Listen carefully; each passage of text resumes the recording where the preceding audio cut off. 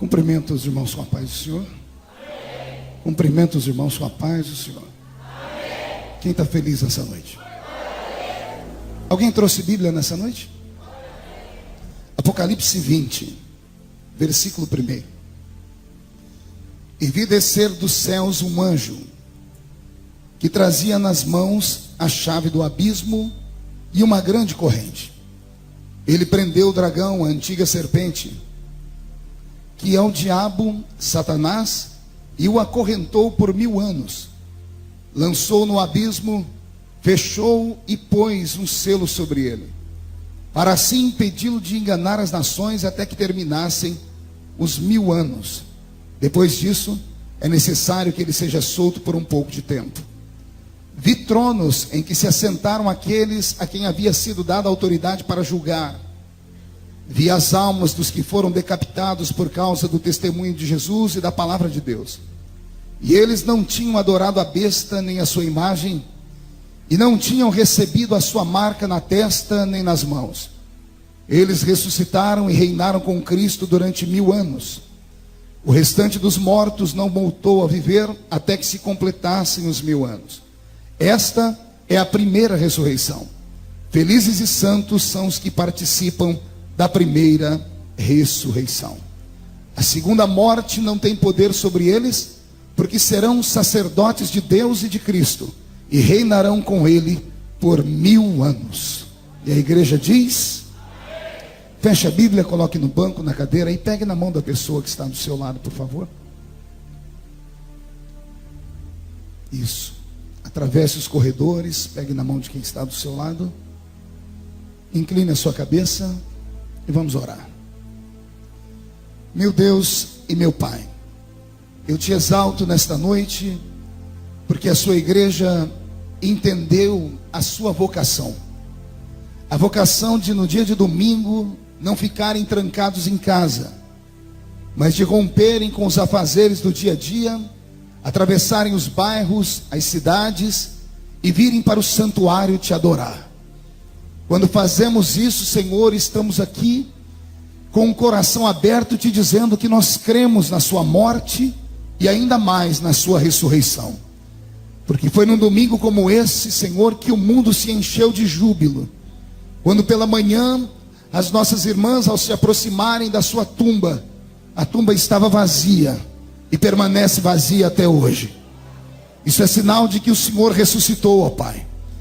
E se o Senhor ressuscitou, todas as palavras que estão contidas no livro sagrado, que nós chamamos de Bíblia, são verdadeiras e hão de acontecer. Na noite de hoje, faz cair sobre nós o temor da sua presença. Quando este culto terminar, ó Deus, que todos os que vieram saiam meditando, saiam ansiando pela sua volta, e saiam daqui fazendo a oração do Espírito Santo: Maranata, Maranata, ora vem, Senhor Jesus. Antes que eu comece a ministrar a sua palavra nesta noite, cerque esta igreja com a sua glória, e num raio de 5 quilômetros onde houver um demônio alojado, eu dou a esses demônios segundos para sumirem daqui, porque se não sumirem, serão queimados pelo poder da sua glória, que aqui será derramada. Rasgue sobre nós o céu e manda anjos de fogo descerem aqui. Que esses anjos desçam trazendo brasas de fogo nas mãos, comecem a esparramar estas brasas entre nós, e onde houver um crente cheio do Espírito Santo, move o céu sobre ele nesta noite, ó Pai. Senhor, eu quero ouvir nesta noite um coral de línguas estranhas nesta igreja. Quero ver lágrimas rolarem pela face dos seus filhos. Também quero ver sorrisos de alegria de saber que todos estão salvos. E quando o culto terminar, Senhor, sobrará para nós apenas um gostinho de quero mais. E assim iniciaremos amanhã uma semana cheia do seu poder e alegre por causa da sua presença. Fala conosco nesta hora, é o que eu te peço em nome de Jesus. E a igreja diz: tome o seu assento aplaudindo a Jesus, por favor. Quero que você olhe para o seu irmão e faça assim para ele, ó.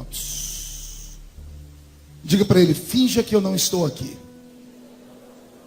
Não, mas fale de um jeito que ele entenda e que você compreende, que você convença ele.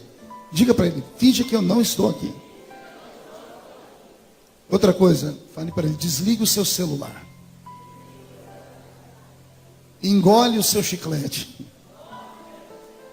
E pode abrir a boca para dar bastante glória a Deus nessa noite. Dia desses, eu estava meditando na vida. E meditando em como é difícil servir a Deus. Servir a Deus não é para qualquer um. Servir a Deus é uma aventura. É uma aventura onde a cada dia você precisa vencer 1 milhão de obstáculos. É como se a cada manhã você fosse colocado dentro de uma jaula com leões e fosse obrigado a matar alguns com as mãos e amarrar outros, para que depois do almoço você conseguisse a vitória completa. Servir a Deus não é fácil. Se fosse fácil, não caberia pessoas dentro desta igreja e dentro de todas as igrejas que existem pelo mundo. Ainda mais no século em que vivemos. O presente século é talvez o século mais difícil de se servir a Deus de toda a história da igreja cristã. Repito, os que nasceram no século 20 e os que nasceram no início do século 21 encontrarão uma barreira muito maior do que todos os crentes de todas as eras já passaram para servir a Deus. Por quê, pastor? Porque vivemos no mundo da tecnologia avançada. E parece que a tecnologia roubou dos homens e das mulheres a crença naquilo que é metafísico, naquilo que é invisível, naquilo que não pode ser tocado. O homem do século moderno só acredita nas coisas que ele vê, só acredita nas coisas que ele pode tocar, só acredita nas coisas que ele pode reproduzir dentro de um laboratório, só acredita naquilo que a química, que a física e que a matemática mostra para ele que é verdade.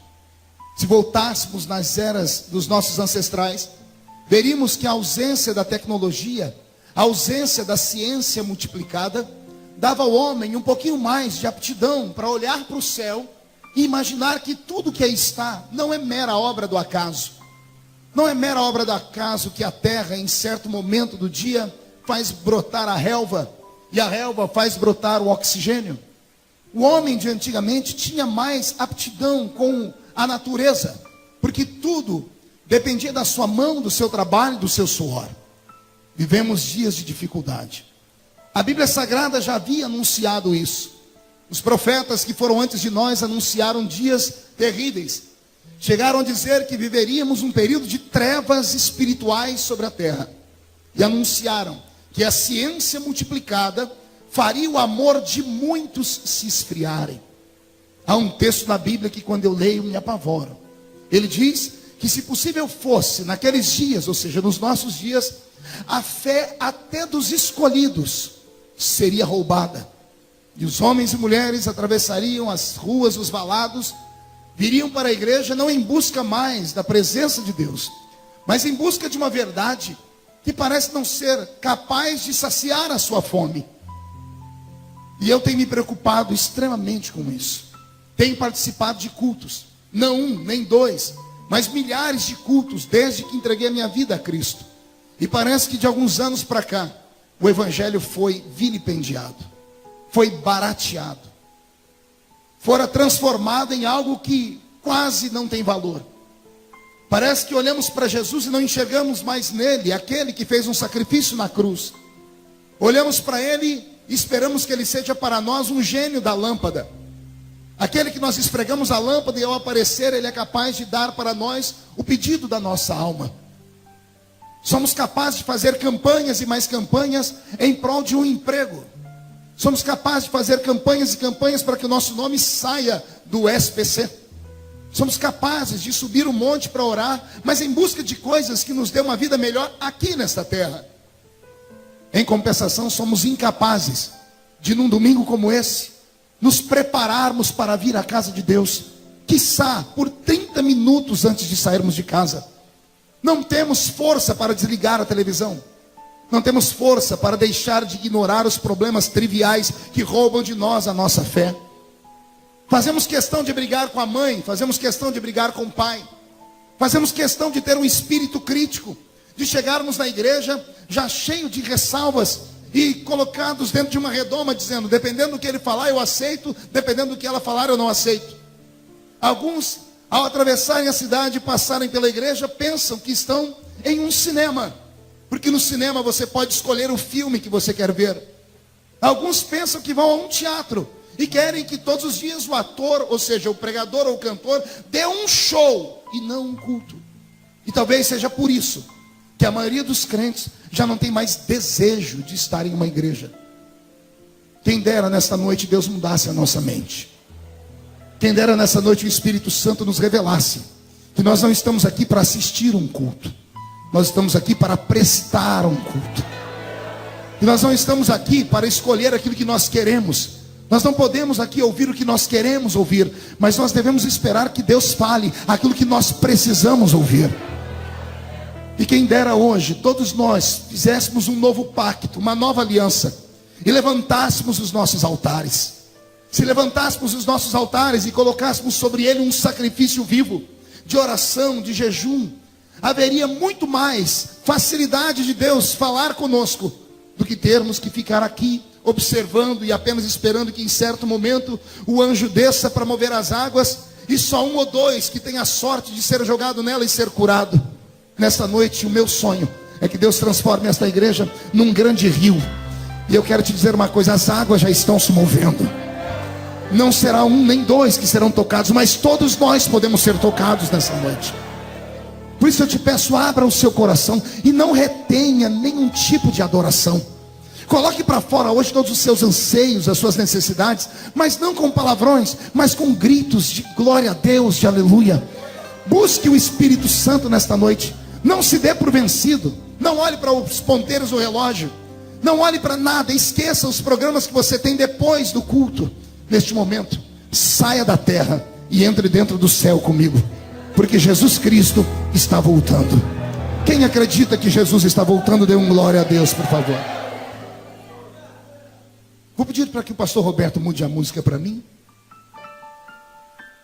Deus hoje me fez, além de ser um sacerdote religioso, Ele me fez ser um sacerdote da política. Eu entendo que a minha estadia na política brasileira não é algo normal, como nunca nada na minha vida foi normal. Desde criança, aqui nessa cidade, sempre fui uma criança diferente, marcada por Deus, escolhido pelo Senhor. E mal sabia eu onde Deus me levaria, e não tenho noção onde Ele ainda quer me levar. Mas eu sei que todos os lugares onde a planta do meu pé pisa, algo acontece. Acaba virando um reboliço no reino espiritual. E eu não falo isso para me vangloriar, porque se você soubesse o peso que é carregar sobre os ombros uma geração inteira, e saber que pessoas dependem daquilo que você fala, daquilo que você faz, para poderem se nortear, é muito difícil. Mas uma vez dentro da política, por alguns meses, e isso aconteceu há 5, 6 meses atrás, eu cheguei a reunir o meu gabinete e disse para eles: eu vou abandonar a política. Chamei o meu mestre da política, que é o Dr. Bauer, os que trabalham comigo, o pastor Roberto, que me assessora em Brasília direto, o Wagner. Eu disse para eles: eu não sei o que estou fazendo na política, porque é tudo tão difícil, é tudo tão lento. O parlamento devia se chamar parlamento lento, porque tudo é lento.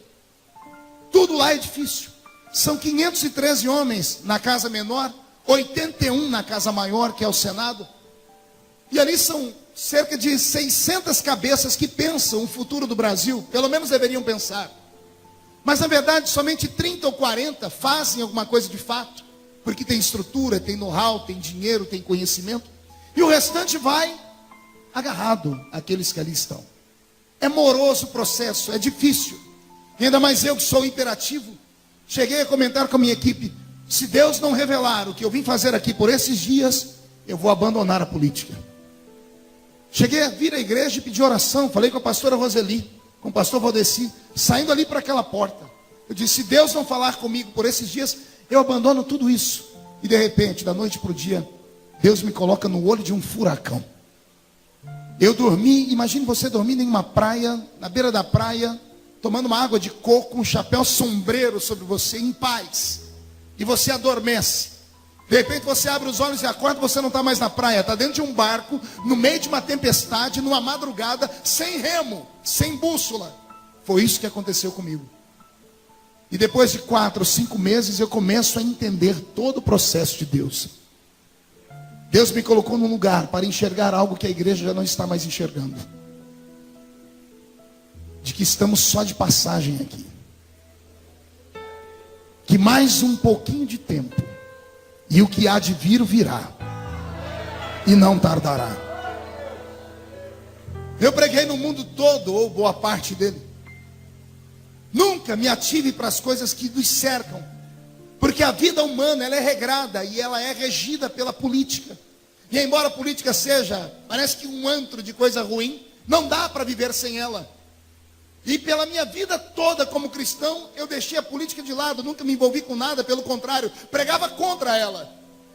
E hoje, graças à política, eu tenho informações que eu vou dar a vocês aqui, que me dá angústia, e o coração chega a bater forte. Semana passada, a Inglaterra, talvez um dos países mais antigos do mundo, um país de histórias, de princesas, de cavaleiros, um país que tem a sua bandeira de um cristianismo verdadeiro, o país que abraçou em certo momento o protestantismo, o país da grande igreja anglicana e coisas mais, o país de John Wesley, o pai do avivamento das Américas, o país, pastor Elias, de Jonathan Edwards, o pregador de um único sermão. Alguém já ouviu falar dele? Jonathan Edwards foi o pregador que pregou um único sermão, chamado Pecadores na Mão de um Deus Irado. A história diz que enquanto ele pregava, as pessoas dentro do templo levantavam os pés, porque sentiam fogo nos pés, mas não era o fogo do Espírito Santo. As crianças gritavam dentro do culto porque diziam: mamãe, eu estou vendo demônios. Deus transportou a igreja naquele culto para dentro do inferno. E houve naquela noite, dentro da Inglaterra, um reboliço e um avivamento. E os crentes voltaram, pelo menos por um espaço de 4 ou 5 anos, à prática da oração, do jejum e da santificação. A Inglaterra, que foi berço de tantas coisas boas, semana passada, receberam com tristeza a notícia de que entraram no Supremo Tribunal Federal inglês com um pedido para que as igrejas cristãs se preparem para fazer casamento de pessoas do mesmo sexo, de maneira obrigatória. Não estou falando de união estável, não estou falando de união civil, que é feito pelos cartórios. Estou falando de união religiosa. O que nós vemos batendo na tecla há muito tempo, dizendo: gente, abra os olhos. E alguns crentes até dizem assim: não, deixe eles estão lutando por direitos. Eles podem ser felizes, podem conquistar, moraram junto, construíram um patrimônio. O que tem? Eles têm direito de um ter parte do patrimônio do outro, a união estável. Uma vez a união estável aprovada, alguém disse: então se já tem união estável, por que não a união civil? Porque a união civil vai protegê-los. Quando um morrer, o outro tem direito à pensão, o outro tem direito à aposentadoria, é direito. E eu venho falando há 3 anos dentro daquele parlamento, e venho dizendo: vocês não sabem onde eles querem chegar, não são apenas direitos, eles querem provocar. E a Inglaterra, que era o país que mais protegia as igrejas, está apavorado. Se o Supremo Tribunal inglês arguir que isso é constitucional, o pastor e o padre que não casar as pessoas do mesmo sexo será preso como crime inafiançável. E o nosso país caminha para esse rumo também. Mas isso é só a ponta do iceberg. Semana passada eu tive acesso a documentos. 12 países da Europa já aprovaram que pedofilia não é crime. A Alemanha, semana passada, teve um debate sério, porque um grupo do país elegeu um parlamentar alemão, e ele representa o progresso do mundo. E ele tem lutado com projetos para que o pedófilo não seja preso mais. E ele disse por quê? Ele é um psicólogo.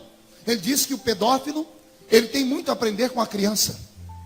E que a criança tem que ter direito sobre o seu corpo. E o pai e a mãe não pode mandar nela.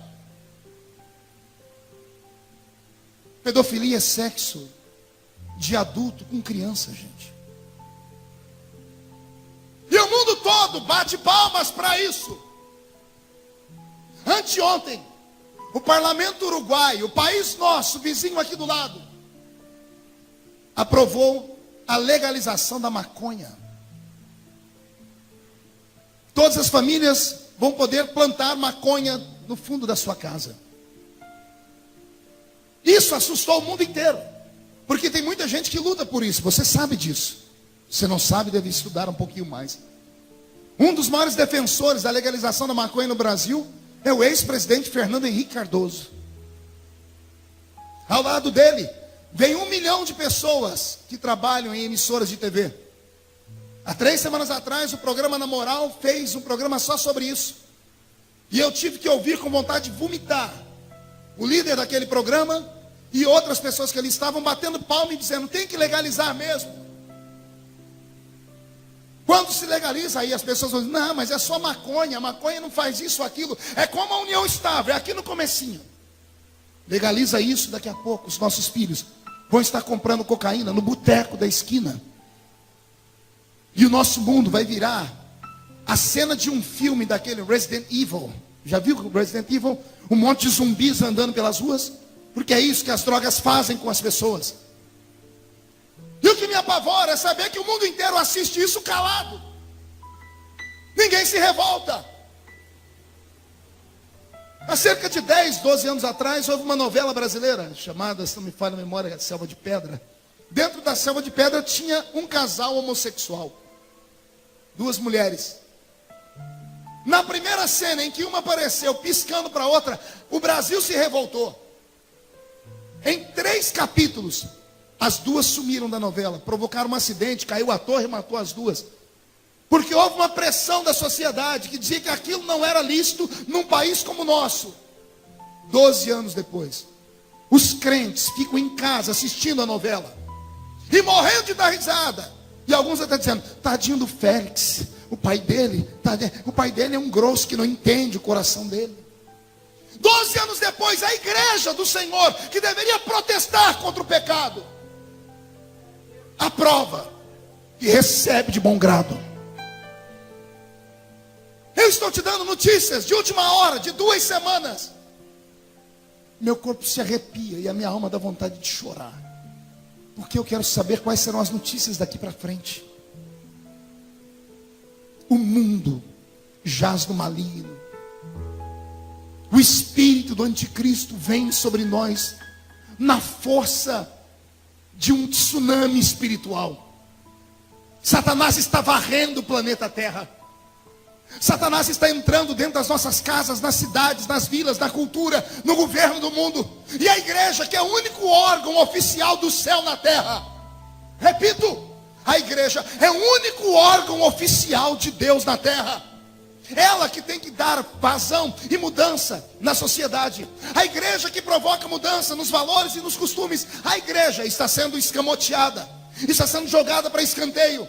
E em nome de um Estado laico, porque esta é a palavra mais bonita que as pessoas escutam. Meninos de escola, aprendam isso, que isso aí vai virar debate na classe de vocês. O Estado laico.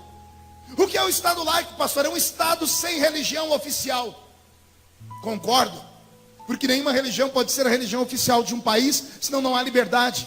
Porque todas as pessoas têm liberdade de escolher o seu caminho. O próprio Deus deu ao homem liberdade de escolher o seu caminho. Então a laicidade significa que o ser humano pode escolher a religião que ele quiser e o Estado vai dar ao ser humano a proteção. Nós estamos aqui hoje nesse culto protegidos pela lei. Sabia disso ou não? Semana retrasada eu prendi 3 pessoas num culto lá em Santarém, no Pará. Estávamos em 40 mil pessoas louvando a Deus na rua e entrou um monte de meninos lá com a bandeira desse movimento esquisito e começaram a gritar no meio do culto. Os crentes apavoraram, fizeram o sinal da cruz e eu, como conheço a lei, peguei o microfone e disse: onde está a polícia? Código Penal, artigo 208. Use o Código Penal e que essas pessoas saiam algemadas daqui de dentro. Porque culto é um lugar inviolável. Esse lugar onde nós estamos, ele é guardado pela Constituição. Querem fazer arruaça, querem fazer porcaria, façam da porta da igreja para trás. No nosso meio não. No nosso meio não podem fazer. Então veja só, o Estado laico significa que o Estado vai dar proteção para o ser humano seguir a religião que ele quer. Até aqui eu concordo. Mas a falta de ensino, a falta de esmero, a falta das pessoas buscarem conhecimento, está transformando o Estado laico em um Estado ateu. Querem tirar os símbolos religiosos de todos os lugares. Semana retrasada, na marcha do Papa, lá no Rio de Janeiro, houve paralelamente a marcha das vadias, que, com todo respeito às mulheres de bem, não precisa nem ser mulher cristã, mas todas as mulheres de bem, acredito que não se sentem representadas por vadias, porque as mulheres vadias no meio da rua, seminuas, pegaram imagens do símbolo católico e quebraram no meio da rua. Agora, não sei se você se lembra, há 3, 4, 5, 6 anos atrás, não sei quanto tempo, houve um pastor que pegou uma imagem e ele não chutou, ele apontou a imagem com o pé. Quem lembra disso? Bispo Von Elde, 12 anos atrás, da Igreja Universal. Ele não chutou, ele apontou a imagem com o pé. O mundo caiu em cima da nossa cabeça. Teve igrejas que foram queimadas, depedradas. Todo mundo se revoltou. 12 anos depois, é como se nada tivesse acontecido. Há um espírito de medo no meio das famílias. Há um espírito que está nos fazendo andar de cabeça baixa, aceitar tudo como se tudo fosse normal. E isso não é normal. Eu só posso dizer uma coisa: Jesus está voltando. E se Ele está voltando, a minha pergunta é: como é que Ele vai encontrar a sua família? O que é que vai acontecer com a sua família dentro de alguns dias? O Congresso Nacional Brasileiro aprovou uma lei que em 2016 todos os nossos filhos vão poder começar a frequentar a escola com 4 aninhos de idade. A maioria das mulheres, as mães, vão bater palma, vão dar glória a Deus, vão dizer: estou livre do fardo. Meus filhos vão para a escola. Pastor, isso é coisa de primeiro mundo. Imagine, a criança vai poder saber mais coisas, vai poder aprender, vai poder passar mais tempo bem cuidada. Será que é essa a intenção? O governo que aí está é um governo socialista. O governo que aí está é um governo de esquerda.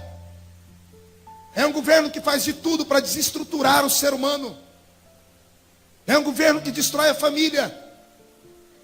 Leia a base desse governo, entre na internet, use a internet para uma coisa boa, seja curioso. Entre no site do partido que governa o país e leia lá quais são as doutrinas deles. E você vai ver lá que uma das bandeiras principais é o aborto, a outra é a descriminalização das drogas, a outra é desarmar a população. Pergunte aos policiais, nós temos uma aqui no púlpito, como hoje existe uma luta para que os policiais percam todos os seus instrumentos, suas armas, querem arrancar, querem desarmar a população brasileira. Os criminosos têm mais valor do que um policial. Está tudo invertido nesse nosso país. Ora, ser hétero nessa sociedade é uma vergonha. Porque ser homossexual é a melhor opção, é a moda. A televisão aplaude. Pegue a novela da Globo. Quando colocam lá um gay, não, agora estão colocando evangélicos também, pastor. Veja a cara do crente que está na televisão. Tem cara de maluco. Se veste como se fosse um Zé Mané. Tudo que vão falar com ele tem tom preconceituoso. Mas quando é um homossexual, ele é querido. Ele é bonito, é inteligente, é sagaz. Será que só eu percebo que é uma trama do diabo para desestruturar a nossa casa? Ah, se eu pudesse voltar no tempo, eu ia colocar a lei que os meus pais colocaram para mim e eu lutei contra eles, para a gente não assistir televisão. Começo a entender aqueles velhos e velhas de cabelos brancos, que a quem eu chamei de retrógrados, de gente maluca, da idade da pedra, começo a entender por que eles se policiavam e se santificavam tanto.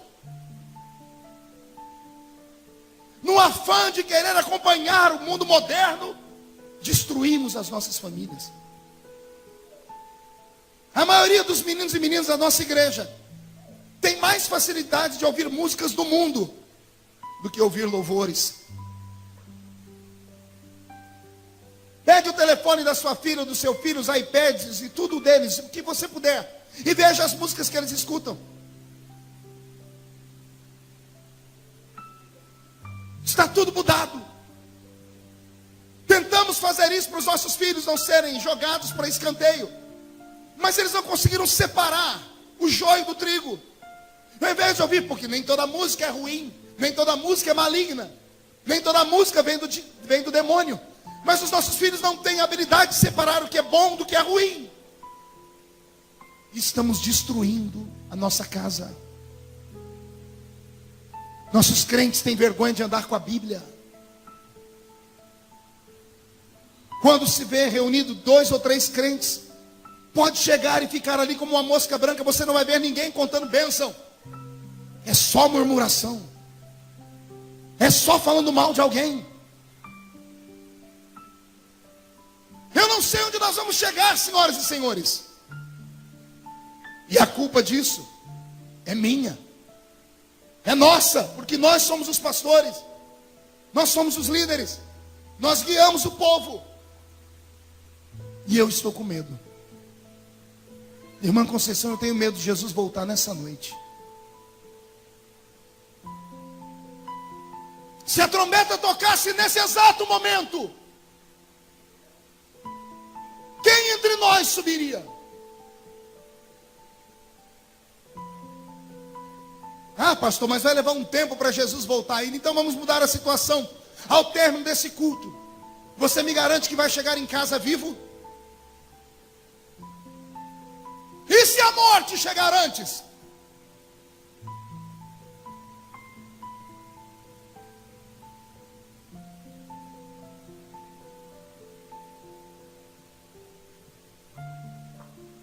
Reflita. Isso aqui não é um lugar de brincadeira.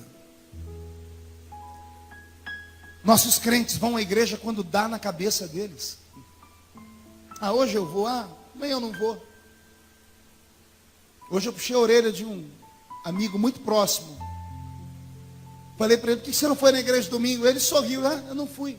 Por que não? Não tem explicação. A atração da televisão é melhor do que o culto.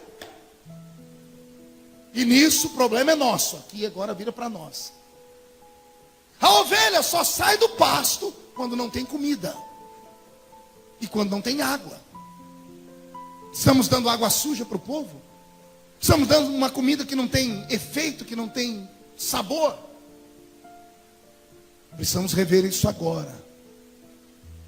E deixa eu te dar uma palavra. Essa história de que Jesus aceita o ser humano de qualquer jeito é conversa para boi dormir. Crente que não toma Santa Ceia não vai para o céu. Isso não é coisa minha, é doutrina bíblica. Não é costume de igreja, é doutrina bíblica. Quem não participa do corpo e do sangue não tem parte comigo. Não tem vida. Até quando, senhoras e senhores? Até quando vamos dormir? Até quando vamos colocar sobre os outros a culpa do nosso próprio fracasso? Até quando vamos falar para alguém, não, eu não vou na igreja por causa daquele pastor, não, eu não suporto aquele irmão, não, aquela mulher, eu odeio aquela mulher. Como é que pode alguém estar entre nós e sentir sentimentos de ódio? Aqui não é guerra, aqui não é Beirute, aqui ninguém persegue ninguém para matar, aqui é uma casa de oração. Eu vou repetir, aqui é uma casa de oração. A gente vem se arrastando pelas ruas, no intuito de ao entrar aqui dentro, receber uma descarga de autoridade, para recarregar a nossa bateria, para sair lá fora e encarar o diabo de novo. Aqui não é um ringue de MMA, aqui não é vale tudo, aqui não vale tudo, aqui só vale a glória, a graça, a unção, a presença, a experiência.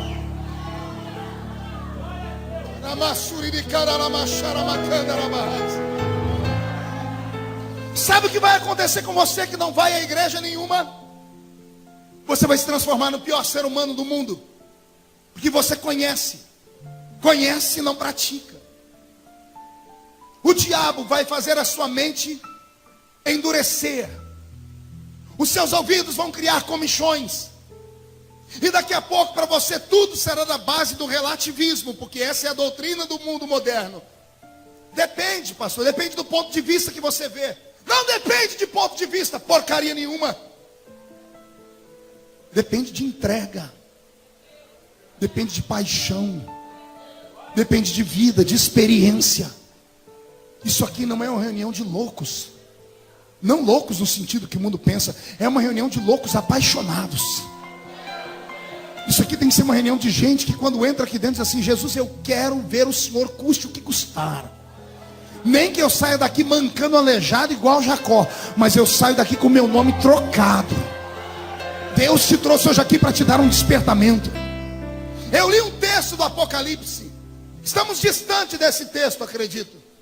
Mas Jesus em breve vai fazer esse texto acontecer. Para que esse texto aconteça, é primeiro necessário que a trombeta toque. Para que a trombeta toque, a igreja tem que fazer a sua parte, evangelizando o mundo. Enquanto nós não anunciarmos Jesus como Salvador, Ele não voltará. Enquanto o seu vizinho, seu amigo de escola não saber quem é Jesus, Jesus não voltará. O evangelho do reino tem que ser anunciado. E aqui vem a minha preocupação. Tecnologia. Eu não ensino sobre Jesus para o meu amigo, você não ensina para o seu. Aí a internet ensina. E mostra um Jesus que não é o nosso.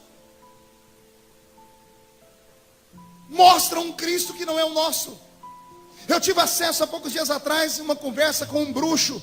E ele me disse que o maior polo de evangelização de bruxaria do mundo é a internet. Sabia disso? Você não sabe o que seus filhos ficam fazendo a madrugada inteira na internet. Facebook e um monte de coisas que são compartilhadas. Está sendo disseminado pela internet um evangelho desgraçado. Um evangelho que não é o nosso. Porque nós não falamos do Cristo verdadeiro. A internet mostra um Cristo fajuto. Mostra um Cristo que até tendências homossexuais tem. Tem Jesus para tudo quanto é gosto na internet. Precisamos acordar, senhoras e senhores. Nós temos na mão um livro. Não podemos trocar esse livro. Eu vou falar de novo. Isso não é só um livro, é uma bússola. Isso não é só uma bússola. Isso aqui é a minha enxada, é a minha ferramenta. Não é só uma enxada, é o meu alimento diário.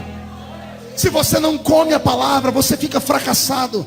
Se você não se alimenta de Deus, você nunca vai sentir Deus. É por isso que alguns crentes desistem de Deus, desistem da igreja, porque eles estão tão fora de Deus que não sentem mais nem a necessidade de estar perto dele.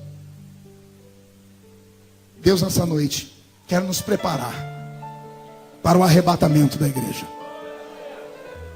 E vai acontecer. Dada a palavra de ordem, o mesmo Senhor descerá do céu com alarido e voz de arcanjo. Os que morreram em Cristo ressuscitarão primeiro. Depois nós, os que ficarmos vivos, seremos transformados e arrebatados seremos, e estaremos para sempre com o Senhor nos ares. Quem acredita nesse texto? Antes da igreja subir, haverá um grito. Dada a palavra de ordem, o Pai sentado no seu trono olhará um relógio eterno. O relógio de Deus está quase cruzando os ponteiros à meia-noite. Estamos mais perto de Jesus hoje do que quando aceitamos a fé. Deus é regido por sinais, ou melhor, Ele rege o mundo por sinais. Leia em casa, volte a ler a Bíblia. Leia Mateus capítulo 25, leia a parábola das 10 virgens, leia sobre os sinais que antecederão a vinda de Jesus, leia e crie temor. Leia e veja, os discípulos perguntando quando será a sua vinda, e Jesus diz: olhe para o céu, olhe para o mar, olhe para a terra, veja os terremotos, os maremotos, filhos contra pais, pais contra filhos, veja tudo isso e se aperte, e saiba que está próximo o dia do seu regresso. Ele deixou sinais. Depois dos sinais, quando Deus ver que tudo está cumprido, Ele dará um grito. O grito dele é para que o filho fique de pé. Eu imagino que Jesus já está se ajeitando no trono. Eu acredito que os anjos que estarão segurando as vestes que Ele vai usar no dia do arrebatamento, já estão terminando elas. Quando o pai olhar para o filho e dar a palavra de ordem, a Bíblia Sagrada diz: e dada a palavra de ordem, o mesmo Senhor descerá do céu com alarido. Diga comigo, alarido. Não ouvi alarido. Pergunte a mim o que é um alarido, pastor. O alarido é um grito. É um grito que toda a humanidade deveria ouvir, mas não vai ouvir. Apenas se ouvirá esse grito lá no Oriente Médio, somente entre os descendentes de Abraão. Só os judeus ouvirão esse grito, porque é a forma deles saberem que o Messias que eles mataram era o verdadeiro Messias. Quando Israel for atingido por esse grito, começa um colapso no mundo, porque eles começam a chorar, começam a gemer, e no meio do gemido e choro deles, a igreja começa a ser preparada. Dada a palavra de ordem, o mesmo Senhor descerá do céu com alarido e voz de arcanjo. O arcanjo dará um grito no céu, dizendo: já estou preparado. Levantará uma trombeta brilhante, uma trombeta que está sendo polida todos os dias. Eu não sei qual será a nota musical daquela trombeta, mas eu sei que será bela, pastor Evandro. Será linda, será uma melodia como nunca antes foi ouvido, melhor do que todas as sinfonias de Bach, melhor do que todas as sinfonias de Mozart, melhor do que todas as músicas que você jamais ouviu. Todavia, só poderá ouvir o toque dessa trombeta quem tiver o seu ouvido afinado no diapasão do Espírito Santo. Dada a palavra de ordem, o mesmo Senhor descerá do céu com alarido e voz de arcanjo. Então, quando o arcanjo tocar a trombeta, é o fim. Ao toque da trombeta, não me importa onde você estiver, se fordes um dos escolhidos, se a sua alma estiver pura, se o seu coração estiver livre, se a sua mente não lhe acusar, se você estiver em pureza de alma e santidade, se não tiver que se acertar com nenhum irmão no altar, se não carregar dentro de você sentimentos estranhos, você ouvirá o toque da trombeta. Estarão dois juntos no campo, um será tomado e o outro será deixado. Estarão dois juntos em um moinho, um será tomado e o outro será deixado. A Bíblia diz algo que apavora: estarão dois deitados em uma cama, um será tomado e outro será deixado. Esses três textos que Jesus explica, ou essas três histórias do texto que Jesus explica, não é sem sentido. Ele está falando: estarão dois juntos em um moinho, trabalhando. Estarão dois juntos no campo, trabalhando. O trabalho do campo é pela manhã, o trabalho do moinho é no finalzinho da tarde. E aí ele diz: estarão dois juntos deitados em uma cama, no final da noite. Ele está dizendo: fiquem atentos, pode acontecer a qualquer momento. Pode ser de manhã, pode ser de tarde, pode ser à noite. Sorte terá aqueles que forem arrebatados enquanto estiverem dormindo. Porque o crente que tem juízo não deita na cama sem antes acertar a sua vida. Ezequiel terá sorte aqueles que forem arrebatados durante o sono, porque eles antes de dormir vão ter colocado o joelho no chão, dizendo: Deus, perdoa os meus pecados. Se ele for crente, ele não vai deixar o sol passar sobre a ira dele. Então ele vai se acertar com a mulher, com o filho, com o pastor, vai ligar para o amigo, não vai dever nada para ninguém. E aí, ao ser arrebatado, o toque da trombeta subirá. Irmão Adriano, a mesma sorte não terá aqueles que forem arrebatados à tarde, ou que estiverem à tarde trabalhando quando a trombeta tocar. Muda a música para mim, Roberto. Sem dar testemunho, se jogando em cima do patrão, ou crente que é patrão se jogando em cima de um empregado. Pessoas roubando, pessoas dando prejuízo para os outros, contando piadas numa rodinha, azarando pelo Facebook, mexendo com meninas, mexendo com meninos, preparando o encontro da noite no motel. Esses não terão a mesma sorte. E toda a vida que eles tiveram com Deus não valeu nada. Nada. Foi uma mera fantasia. Porque estiveram com Deus e não aprenderam nada com Ele. Estiveram em uma igreja e não aprenderam nada sobre fé. Mas o pior e mais triste será aqueles que estarão em casa. Porque Jesus disse: estarão famílias reunidas. Um será tomado e outro será deixado. Eu me emociono. Famílias inteiras que estão aqui serão divididas no dia do arrebatamento. Maridos subirão, mulheres ficarão. Mulheres subirão, maridos ficarão. Pai e mãe subirão, os filhos ficarão. Subirão os filhos, ficarão os pais. Porque moram no mesmo lugar, mas não comungam da mesma fé. Levam o evangelho de qualquer jeito. Empurram a sua fé na base de qualquer maneira. Jesus está voltando. Os que morreram em Cristo ressuscitarão primeiro. Oh, esperança bendita. Oh, esperança linda. Aqueles que me ensinaram a fé e que já deitaram, que já estão nos elíseos do Senhor, ressuscitarão de suas tumbas. O mar será obrigado a devolvê-los, aqueles que morreram lá. A chama das inquisições será obrigada a devolver os crentes que foram queimados. As arenas do Coliseu Romano serão obrigados, no meio da areia, a devolver os seus mortos. Porque o crente não será esquecido. Os que morreram em Cristo ressuscitarão primeiro. Agora respire fundo. E depois nós, os que ficarmos vivos, seremos transformados.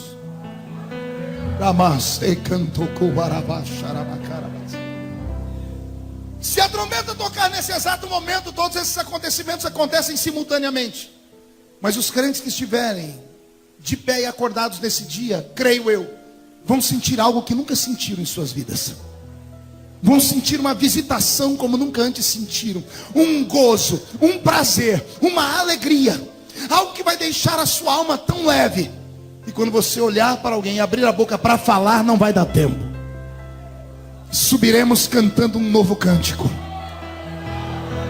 Os crentes que nunca falaram em línguas, fique tranquilo, naquele dia você vai falar. Subiremos falando um novo cântico, o cântico dos anjos.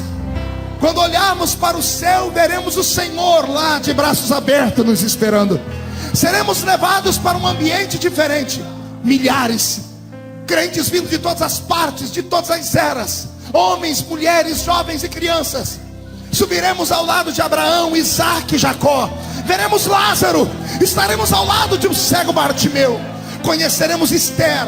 Andaremos ao lado de Mardoqueu. Veremos o profeta Natã. Ouviremos o rei Davi. Estaremos todos subindo em miríades e miríades de santos. Seremos arrancados desse mundo que nos odeia. Seremos arrancados desse mundo que não nos quer bem. Seremos arrancados dessa cidade. E aqueles que foram na minha casa protestar, vão ler pelo jornal, ou vão ouvir pela URC, ou pela Rádio Gazeta. Ontem aconteceu algo estranho em Orlândia. Todas as igrejas cristãs, evangélicas, estão em desespero. Interessante que alguns pastores sumiram e outros ficaram. Interessante que alguns crentes, principalmente aqueles que eram os mais loucos, aqueles que mais gritavam, aqueles que mais diziam, vamos andar assim o assado, esses sumiram. E aqueles que tinham uma vida leviana, uma vida meia lá, meia cá, estão aí. Essa igreja nunca ouviu tanto choro e grito como vai ver naquele dia. Vão destruir a porta dessa igreja. A igreja onde nós nascemos, Elias, vão destruir as portas delas. Porque todas as pessoas que tiveram contato com o evangelho como o nosso, todas as pessoas que ouviram falar de crentes e tiveram a oportunidade de ouvir uma palavra, sabem que nós pregamos que um dia nós vamos sumir desse mundo. Vão quebrar as portas porque vão vir as multidões, vão revirar os bancos, vão se jogar na frente do altar, vão arranhar os seus rostos, vão entrar num desespero tão grande como nunca antes houve. Apocalipse, dá medo de ler. Tem uma parte de Apocalipse que diz, naqueles dias, os homens vão pedir a morte, e a morte vai sumir diante deles. Vão gritar: ó montes, caiam sobre nós. E mesmo os montes caindo sobre eles, eles não vão morrer. A morte será arrancada da terra por um tempo, para que as pessoas não tenham onde dar vazão ao seu remorso. Enquanto sumirmos daqui, estivermos nos céus, sobre os nossos pés se fechará.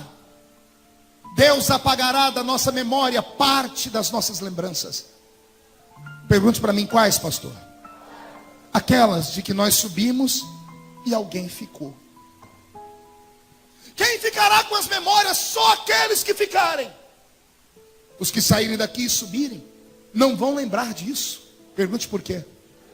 Senão não é céu, é desespero. Você ir para um lugar e saber que você está em paz, e saber que a sua mãe, o seu pai, o seu filho estão nas mãos do anticristo.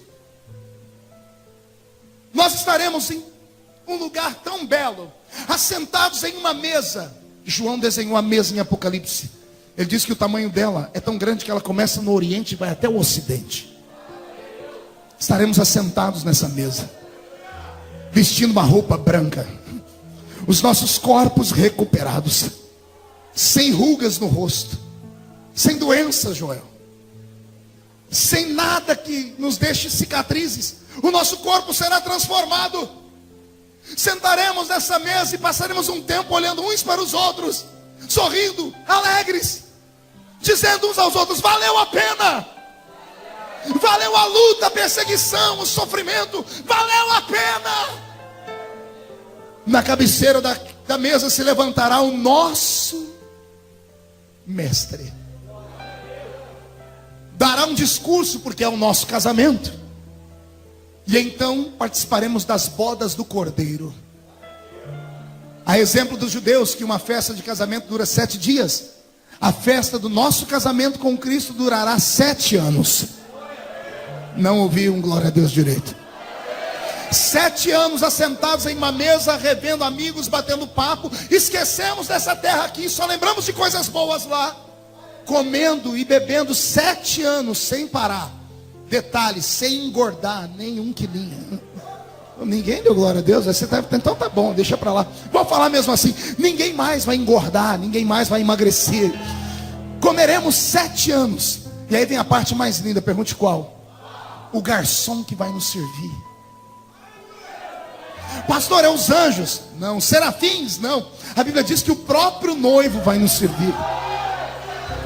Pastor, é por isso que vai demorar 7 anos, porque até servir todo mundo? Não.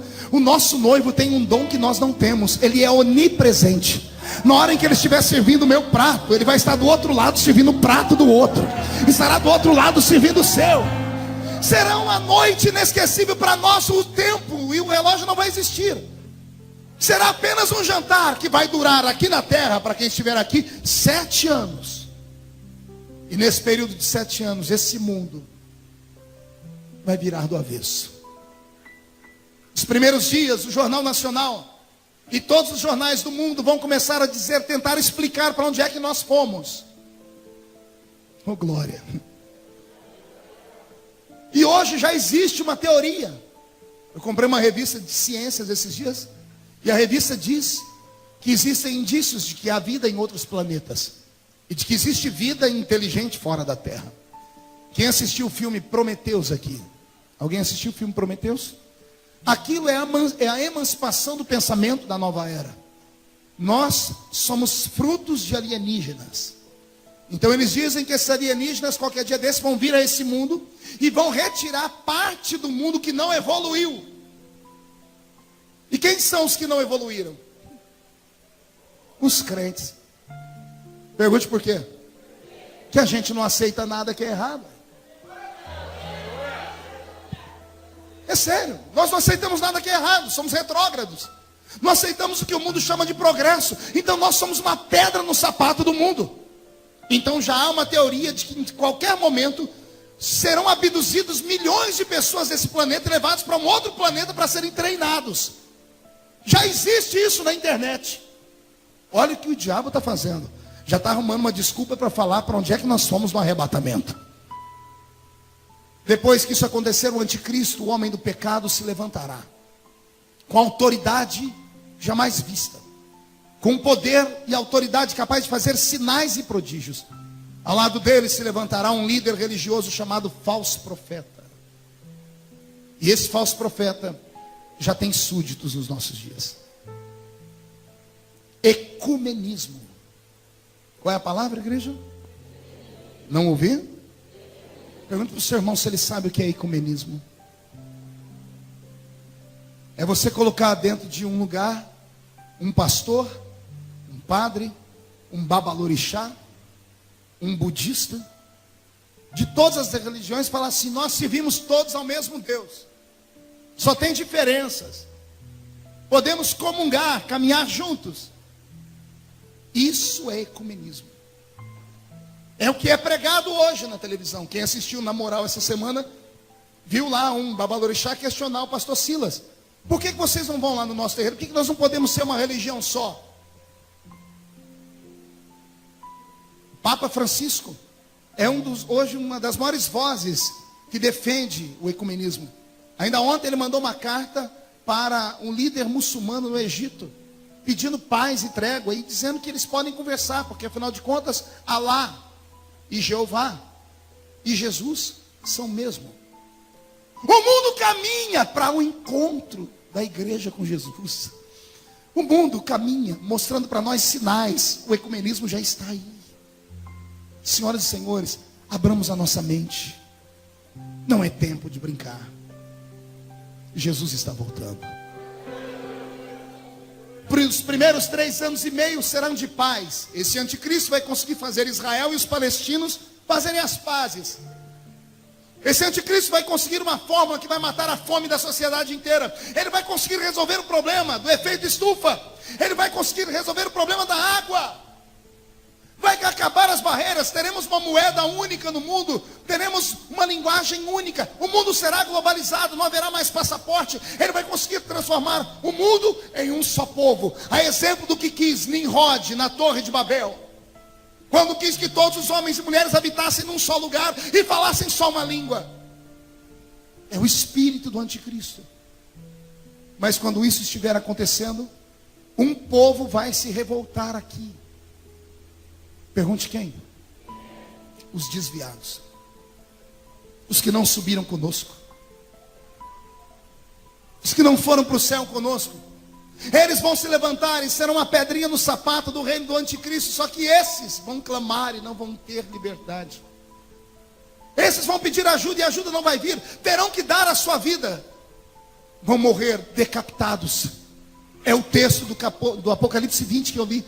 Vão morrer, serão assassinados, serão jogados nas ruas, a exemplo dos demais. Vão ser chamados de pessoas que querem ir contra o governo.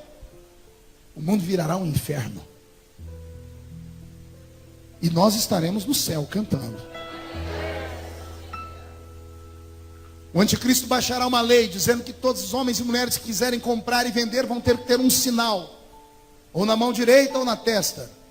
Um chip será implantado na mão das pessoas, ou na testa das pessoas. Procure na internet, já existe isso nos Estados Unidos da América. Um chip, uma pequena plaquinha que mal pode ser vista. Dentro dele há um GPS, eles sabem onde você está. Dentro dele existem códigos. Tudo será eletrônico. O profeta que previu isso há 2000 anos atrás, quando não havia nem luz elétrica. E a Bíblia Sagrada fala desses sinais. Já está acontecendo. E a igreja não se percebe. Quando tudo estiver terminado, o único povo que se levantará contra o anticristo como nação será Israel. Qual o nome do povo? Deixa eu te dar um conselho. Toda noite antes de dormir, ore pela paz em Israel. É bíblico. Abençoa aqueles que pedem a paz por Jerusalém. Deus ama aquela terra. Deus ama aquele povo. Deus ama aquela nação. E nesses dias eles se levantarão, porque esse anticristo vai querer colocar uma imagem dele dentro do templo que será levantado em Israel. E os judeus não adoram outro Deus, não aceitam imagens, estão curados. Foram curados por Deus no cativeiro babilônico. No cativeiro de 70 anos em Babilônia, Deus arrancou toda a idolatria do povo judeu. O judeu só adora um Deus, aquele que está nos céus. Quando isso acontecer, o mundo todo se revoltará contra Israel. Há um vale em Israel chamado Vale de Jezreel. O ano que vem nós vamos fazer uma caravana e alguns crentes daqui vão comigo lá. Lá em Israel, vamos lá, em loco. Há um vale gigantesco chamado Vale de Jezreel, também chamado Vale do Armagedon. Aquele vale será tomado por homens que virão do mundo inteiro para cercarem os flancos de Israel, para destruir Israel com seu armamento bélico. O mundo todo vai tentar provocar a terceira guerra mundial. O mundo contra os judeus. Quem vai apoiar os judeus esses dias, pastor? Os desviados que estiverem aqui. Quando todo o armamento do mundo estiver contra os judeus, quando Israel estiver para ser apagado da terra, cumprir-se-á os 7 anos da profecia. Antes de Israel ser exterminado, as bodas do Cordeiro terminam. Jesus olha para nós assim: é chegada a hora. Levantamos da mesa, a mesa desaparece.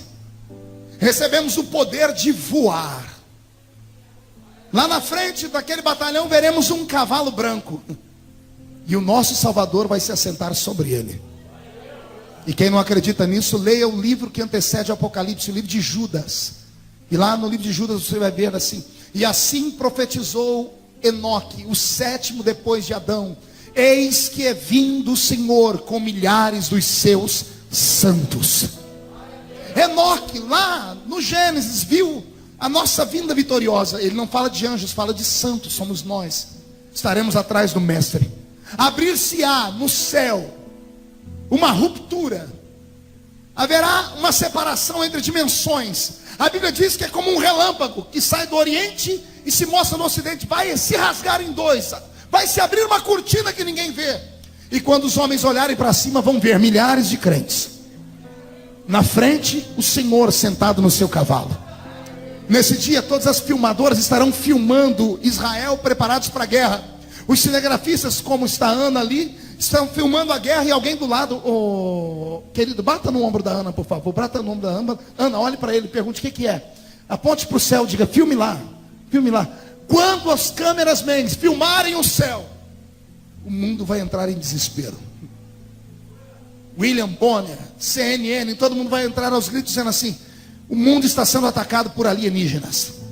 O céu está tomado por seres de outro espaço. E de fato serão seres de outro espaço. É aí que se cumpre a palavra que diz que naquele dia todo olho o verá. O arrebatamento da igreja se dá em 2 fases. Na primeira fase, ele vem como ladrão da noite. Lembra que Jesus disse: se o pai de família soubesse a que hora o ladrão viria, ele não deixaria ser roubado. Então a primeira fase é aquela fase do arrebatamento que eu disse: nós seremos arrebatados num abrir e piscar de olhos. 7 milésimos de um segundo. Será invisível, ninguém vai ver nada, nós desaparecendo e indo para lá. Mas a segunda parte, a Bíblia diz: naquele dia todo olho o verá. Como todo olho verá, pastor? Todas as TVs do mundo filmarão. E quando filmarem, eles vão tentar buscar o melhor foco da imagem. E quando filmarem o que está na frente daquele batalhão, vão filmar Jesus. Vão filmar a roupa que ele vai estar vestindo. A Bíblia Sagrada diz que os homens vão saber o que está escrito no manto que cobre a coxa direita dele. E na coxa direita dele está escrito: Rei dos Reis e Senhor dos Senhores. Jesus virá e parará com o seu cavalo e nós atrás dele em cima do Monte das Oliveiras. Quando os pés dele pisar sobre o Monte das Oliveiras, o monte se rachará em 2 partes. O vale se aumentará mais ainda. E ele, pelo sopro da boca dele, mandará todos os inimigos que eram contra Israel para aquele buraco. Ninguém levantará um dedo, não será disparado uma arma, ninguém soltará uma bomba. O mundo naquele momento sofrerá com a mão do juiz, e o juiz é Jesus. E Jesus soprará sobre os inimigos. Quando os inimigos forem destruídos, Jesus implantará nesse mundo o seu reino. Oh glória, respira fundo, já estou terminando. Jesus fará de Jerusalém a capital do mundo. O anticristo será agarrado com a mão do Senhor, a besta, o falso profeta serão amarrados. O próprio diabo será amarrado por 1000 anos. Quando os demônios e Satanás e esses forem amarrados e trancados, nós que estivermos com ele lá em cima, viremos para governar essa terra. Por favor, se ajeita na cadeira agora, murcha a barriga, estufe o peito, porque você pode estar sentado ao lado do primeiro-ministro da Inglaterra. Você não entendeu? Você pode estar sentado ao lado do primeiro-ministro dos Estados Unidos da América. Você pode estar sentado sobre o próximo primeiro-ministro do Brasil, porque o governo será de Jesus, ele governará e ele terá ministros no mundo inteiro para governar. Você está sentado perto da pessoa que vai administrar o estado de São Paulo, Minas Gerais, eu não sei qual. A Bíblia diz que naquele dia seremos reis e sacerdotes do Senhor. Quem está preparado para isso? Então levante a mão direita, por favor, agarre o ombro do seu irmão, chacoalhe ele até ele ficar irritado, por favor, tira alguém do lugar aí. Isso, não, mas faz com força. Diga, você está entendendo isso? Diga, Jesus está voltando, e Ele hoje está sacudindo a sua vida, está sacudindo a sua família, está sacudindo a sua fé. Esta é a igreja do arrebatamento. Só quem vai ser arrebatado não dá um grito não, dá um berro de glória a Deus nesse lugar.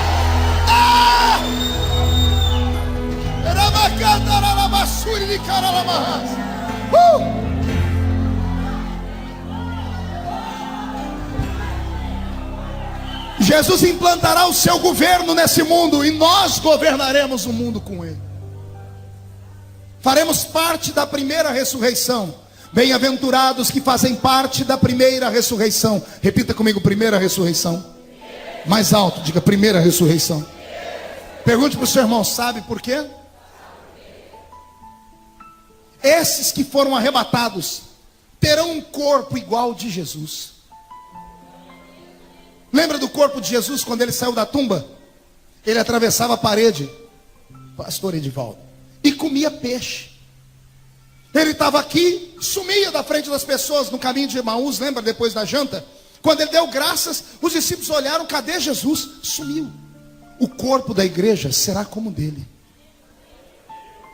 Nós fizemos parte da primeira ressurreição, e nós seremos diferentes do resto da humanidade. Por isso vamos governar.